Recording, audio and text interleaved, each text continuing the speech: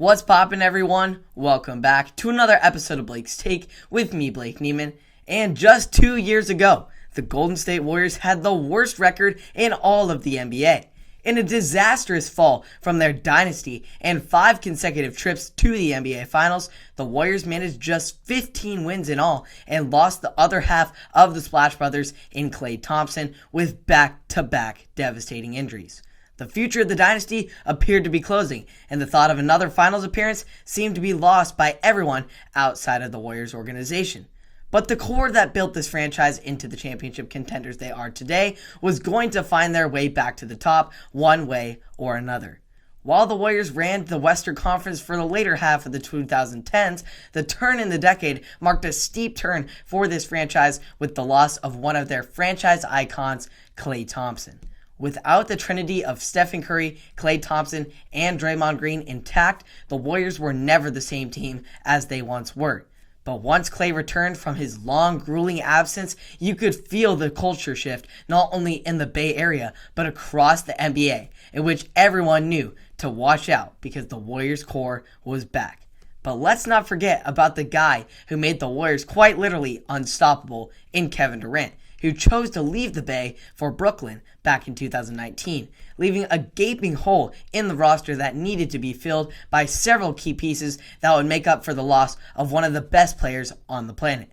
Well, miraculously, the front office was able to do just that in a matter of 2 years, acquiring D'Angelo Russell in a sign and trade deal that would eventually pay off with the acquirement of Andrew Wiggins, who they would turn into an all-star starter, along with a draft pick which they used on Jonathan Kuminga, who has shown a lot of promise for being just a 19-year-old rookie.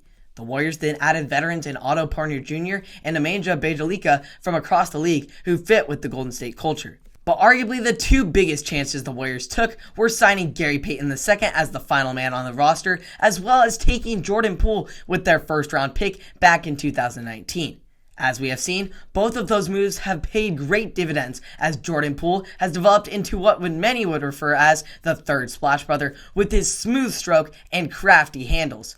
Payton has become a huge spark off the bench with his athleticism and defensive skills that reflect that of his father. Good news for us Beaver fans, the former Oregon State standout is expected to return for the NBA Finals. These additions really helped sustain the success of the Warriors throughout the season when members of the core trio were missing, from Klay Thompson being absent for the early part of this season and the two prior, to losing Draymond Green to a back injury to start the 2022 year, and then losing Curry on the home stretch of the regular season with a sprained foot. Without these other supporting pieces, we could have very well been sitting here talking about another disappointing Warriors season. But instead, we are praising their play and ability to step up when their name is called, as they now head to their 6th NBA Finals in the last 8 seasons. This Warriors squad may look different from previous championship caliber teams, but they're still on the same trajectory and have grinded through the adversity, finding the light at the end of the tunnel. These traits have made the Warriors tougher than ever before, which makes them a big challenge for whatever Eastern Conference opponent they will face, whether that be the Boston Celtics or the Miami Heat, whoever wins that Game 7 matchup. But as for the Warriors, they are on fire.